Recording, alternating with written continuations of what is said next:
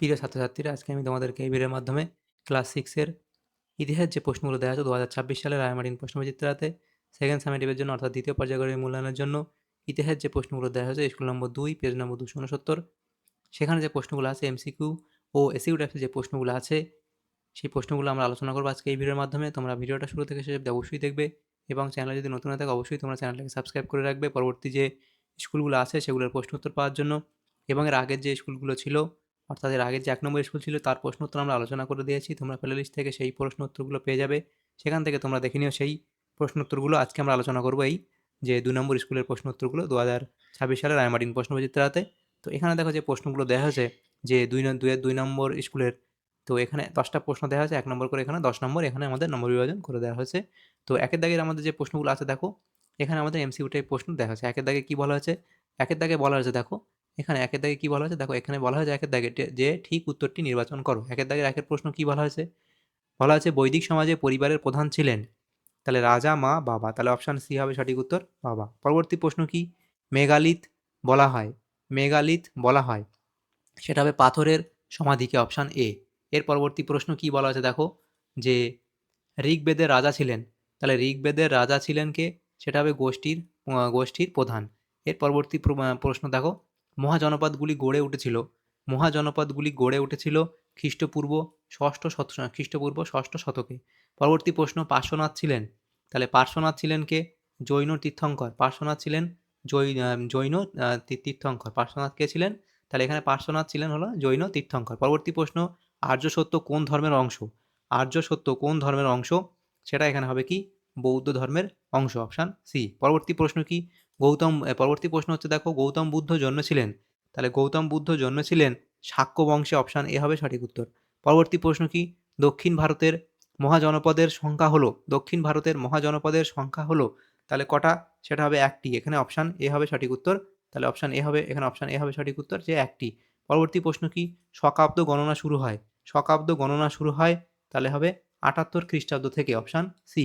এর পরবর্তী প্রশ্ন, চন্দ্রগুপ্ত মৌর্যের পরে সম্রাট হন, চন্দ্রগুপ্ত মৌর্যের পরে সম্রাট হন, তাহলে সেটা হবে বিন্দুসার, অপশান এ। তাহলে এখানে দেখো যে এমসিকিউ টাইপ প্রশ্নগুলো ছিল সেগুলো এখানে হলো। এর পরবর্তী যে প্রশ্নগুলো আছে দেখো, সেখানে কি বলা হয়েছে, পরবর্তী প্রশ্ন দুয়ের দাগের প্রশ্ন, দুয়ের দাগে বলা হয়েছে এক কথায় উত্তর দাও। এখানে আমাদের 10টা প্রশ্ন দেওয়া হয়েছে, 1 নম্বর করে নম্বর বিভাজন করে দেওয়া হয়েছে। তো প্রথম যেখানে দেখো একের দাগে দুয়ের দাগের একের যে দুয়ের দাগের একের প্রশ্ন এখানে বলা হয়েছে দেখো, বেদ কত প্রকার ও কি কি, তাহলে বেদ কত প্রকার ও কি কি, তাহলে সেটা হবে দেখো, বেদ হচ্ছে এখানে 4 প্রকার, বেদ হলো 4 প্রকার, তাহলে বেদ কত প্রকার, সেটা হবে 4, বেদ হলো 4 প্রকার। এবার কি কি, সেটা হবে এটা হচ্ছে দেখো, ঋগ্বেদ, ঋগ্বেদ, তাহলে এটা হলো ঋগ্বেদ, তারপরে হলো সামবেদ, ঋগ্বেদ, সামবেদ, আর একটা হচ্ছে যজুর্বেদ, ঋগ্বেদ, সামবেদ, যজুর্বেদ, আর একটা লাস্ট হচ্ছে এটা হবে অথর্ববেদ, তাহলে লাস্ট হচ্ছে কি, অথর্ববেদ, অথর্ববেদ, তাহলে এগুলো হলো। এর পরবর্তী যে প্রশ্ন দেখো, দুয়ের দাগে বলা আছে কি, যে পরবর্তী বৈদিক যুগে কি কি চাষ হতো, পরবর্তী বৈদিক যুগে কি কি চাষ হতো, তাহলে পরবর্তী বৈদিক যুগে কি কি চাষ হতো লিখবে কি, ধান, ধান, তারপরে গম, তারপরে যব, এগুলো চাষ হতো, যব, ধান, গম, যব, তারপরে মুগ, এগুলো চাষ হতো। পরবর্তী প্রশ্ন দেখো, বলা আছে কি, যে বৈদিক যুগে শিক্ষা ব্যবস্থার প্রধান কে ছিলেন, বৈদিক যুগে শিক্ষা ব্যবস্থার প্রধান কে ছিলেন, বৈদিক যুগে শিক্ষা ব্যবস্থার প্রধান কে ছিলেন, তাহলে সেটা হচ্ছে গুরু, শিক্ষা ব্যবস্থার প্রধান কে ছিলেন, সেটা হবে গুরু। এর পরবর্তী প্রশ্ন, বলি কি, তাহলে দেখো এই বলি কি, তাহলে সেটা লিখবে আদি বৈদিক যুগে প্রজারা স্বেচ্ছায় রাজাকে যে কর বা উপঢৌকন দিত তাকে বলি বলা হতো। তাহলে এই যে বলি কি, তার এখানে উত্তর আমি এখানে লিখে দিই, বলি কি, বলি তোমরা এখানে লিখবে যে আদি আদি বৈদিক যুগে, আদি বৈদিক যুগে, আদি বৈদিক যুগে প্রজারা স্বেচ্ছায়, আদি বৈদিক যুগে প্রজারা স্বেচ্ছায় আদি বৈদিক যুগে প্রজারা স্বেচ্ছায় রাজাকে যে রাজাকে রাজাকে যে কর বা উপঢৌকন দিত, কর বা উপঢৌকন উপঢৌকন দিত তাকে বলি বলা হতো। আমি আমি আগে পড়ে দিই এটা, যে আদি বৈদিক যুগে প্রজারা স্বেচ্ছায় আদি বৈদিক যুগে প্রজারা স্বেচ্ছায় রাজাকে যে কর বা উপঢৌকন দিত তাকে বলি বলা হতো। এর পরবর্তী প্রশ্ন দেখো, মৌর্য সাম্রাজ্যের প্রতিষ্ঠাতাকে, মৌর্য সাম্রাজ্যের প্রতিষ্ঠাতাকে, সেটা লিখবে কি চন্দ্রগুপ্ত মৌর্য। তাহলে সেটা হবে কি চন্দ্রগুপ্ত মৌর্য, চন্দ্রগুপ্ত চন্দ্রগুপ্ত মৌর্য। পরবর্তী প্রশ্ন দেখো, বৌদ্ধদের প্রধান ধর্মগ্রন্থের নাম কি? বৌদ্ধদের প্রধান বৌদ্ধদের তাহলে বৌদ্ধদের প্রধান ধর্মগ্রন্থের নাম কি? তাহলে সেটা হবে ত্রিপিটক। তাহলে সেটা হবে কি ত্রিপিটক।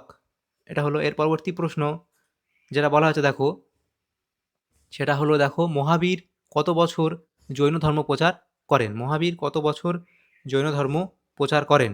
তাহলে হবে দীর্ঘ 30 বছর জৈন ধর্ম প্রচার করেন। তাহলে 30 বছর 30 বছর ধরে 30 বছর এখানে জৈন ধর্ম প্রচার করেন। পরবর্তী প্রশ্ন, হর্ষচরিত কে রচনা করেন? তাহলে হর্ষচরিত কে রচনা করেন? সেটা হবে বাণভট্ট। হর্ষচরিত কে রচনা করেন? সেটা হবে বাণভট্ট। পরবর্তী প্রশ্ন, ইন্ডিকা কার লেখা? তাহলে ইন্ডিকা হলো কার লেখা? এটা হবে মেগাস্থিনিস। ইন্ডিকা কার লেখা? এটা হবে মেগাস্থিনিস। মেগাস্থিনিস। তাহলে ইন্ডিকা কার লেখা? সেটা হবে মেগাস্থিনিস। এর পরবর্তী প্রশ্ন দেখো, কুষাণদের শ্রেষ্ঠ রাজার নাম কি? কুষাণদের শ্রেষ্ঠ রাজার নাম কি? তাহলে কুষাণদের শ্রেষ্ঠ রাজার নাম কি? সেটা হবে কি কনিষ্ক। কুষাণদের শ্রেষ্ঠ রাজার নাম কি? কুষাণদের শ্রেষ্ঠ রাজা হলেন কনিষ্ক। এর পরবর্তী, তাহলে কুষাণদের শ্রেষ্ঠ রাজার নাম কি? সেটা লিখবে কনিষ্ক। পরবর্তী প্রশ্ন 3 দাগের, নিচের যে কোনো 4টি প্রশ্নের উত্তর দাও। এখানে 4টি প্রশ্ন 1 নম্বর করে, এখানে আমাদের 4 নম্বর দেওয়া হয়েছে। প্রথম প্রশ্ন কি? বেমানান শব্দটি খুঁজে বের করো।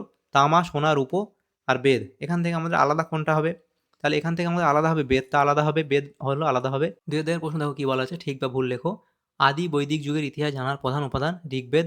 তাহলে এটা আমাদের কি বলা হয়েছে? এটা আমাদের ঠিক বলা হয়েছে। পরবর্তী প্রশ্ন, ঠিক বা ভুল লেখো। বৌদ্ধ ধর্ম প্রচারের প্রধান ভাষা ছিল সংস্কৃত। এটা আমাদের এখানে ভুল বলা হয়েছে। পরবর্তী প্রশ্ন, শূন্যস্থান পূরণ করো। বৈদিক সমাজে ড্যাশ খেলা ছিল জনপ্রিয়? তাহলে এটা হবে পাশা খেলা। বৈদিক সমাজে পাশা খেলা ছিল জনপ্রিয়। এর পরবর্তী প্রশ্ন, শূন্যস্থান পূরণ করো। তাহলে শূন্যস্থান পূরণ করতে বলা হয়েছে, দেখো এখানে কি সাম্রাজ্য টিকিয়ে রাখতে মৌর্যদের ড্যাশ দরকার ছিল? সাম্রাজ্য টিকিয়ে রাখতে মৌর্যদের কি দরকার ছিল? শক্তিশালী সেনাবাহিনী বা সুসংগঠিত সেনাবাহিনী দরকার ছিল। তাহলে লিখবে শক্তিশালী শক্তিশালী সেনাবাহিনী বা শক্তিশালী সেনাবাহিনী বা সুসংগঠিত সেনাবাহিনী। তাহলে সুসংগঠিত সুসংগঠিত বা শক্তিশালী সেনাবাহিনী দরকার ছিল। তাহলে এগুলো হলো। এর পরবর্তী যে প্রশ্নগুলো এখানে আছে দেখো, সেখানে কি বলা আছে? 4 দাগের প্রশ্ন বলা আছে, ক স্তম্ভের সঙ্গে খ স্তম্ভ মিলিয়ে লেখো। এখানে আমাদের 4 নম্বর দেওয়া হয়েছে। তো এখানে দেখো 4 নম্বর দেওয়া আছে। প্রথম দেখো ক স্তম্ভ, এদিকে দেওয়া আছে খ স্তম্ভ। তো মগধের রাজধানী, তাহলে মগধের রাজধানী সেটা হবে এখানে আমাদের বিয়ের সাথে মিলবে রাজগৃহ। তারপরে মহাকাশ্যপ, সেটা কার সাথে মিলবে? সেটা এখানে আমাদের হবে প্রথম বৌদ্ধ সংগীতি। দাদা সংঘ, তাহলে দাদা সংঘ এখানে হবে জৈন ধর্ম। দাদা সংঘ হলো জৈন ধর্ম। পরবর্তী প্রশ্ন, হীনযান মহাযান, সেটা এখানে হবে বৌদ্ধ ধর্ম। তাহলে দেখো, মগধের রাজধানী রাজগৃহ, মহাকাশ্যপ প্রথম বৌদ্ধ সংগীতি, দাদা সংঘ সেটা হবে জৈন, এখানে দাদা সংঘ হলো জৈন ধর্ম এবং দাদা সংঘ হলো কি জৈন ধর্ম, আর হীনযান মহাযান হবে বৌদ্ধ ধর্ম। এরপরে 5 দাগের প্রশ্ন, নিচের যে কোনো 3টি প্রশ্নের উত্তর দাও 2-3টি বাক্যে। 3 দুগুণ 6 নম্বর দেওয়া হয়েছে। এগুলো আমরা নেক্সট পেজে আলোচনা করবো, এই 4টি প্রশ্নের উত্তর। তো এখানে দেখো প্রধান প্রশ্ন 5 দাগের 1, বেদের অপর নাম শ্রুতি কেন? তাহলে বেদের অপর নাম শ্রুতি কেন তোমরা এই অবধি লিখবে। এর পরবর্তী প্রশ্ন, চতুরাশ্রম কাকে বলে? চতুরাশ্রম কাকে বলে এটা লিখবে। অষ্টাঙ্গিক মার্গ কি?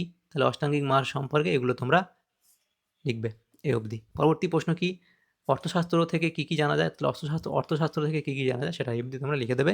তাহলে দেখো, আমাদের এখানে যে প্রশ্নগুলো ছিল ক্লাস 6-এর ইতিহাস, যে প্রশ্নগুলো ছিল সেকেন্ড সামেটিভের জন্য 2026 সালে রায়মার্টিন প্রশ্নবিচিত্রার যে প্রশ্নগুলো ছিল ইতিহাসের, 2 নম্বর স্কুলে এমসিকিউ এবং এসিকিউ এমসিকিউ এবং এসকিউ টাইপের যে প্রশ্নগুলো ছিল 2 নম্বর স্কুলে সেগুলো আমরা আলোচনা করলাম। তোমাদের যদি সামান্যতম উপকার এসে থাকে ভিডিওটা অবশ্যই লাইক করবে এবং বেশি, বেশি করে বন্ধুদের সাথে শেয়ার করবে। আর পরবর্তী যে স্কুলগুলো আছে সেগুলো প্রশ্ন উত্তর পাওয়ার জন্য অবশ্যই তোমরা আমাদের চ্যানেলটাকে সাবস্ক্রাইব করে রাখবে এবং এই যে পিডিএফগুলো তোমরা যদি পেতে চাও তাহলে আমাদের যে টেলিগ্রাম চ্যানেল ডেসক্রিপশনে দেওয়া আছে টেলিগ্রাম চ্যানেলের লিঙ্ক সেখানে তোমরা যুক্ত হয়ে যাবে।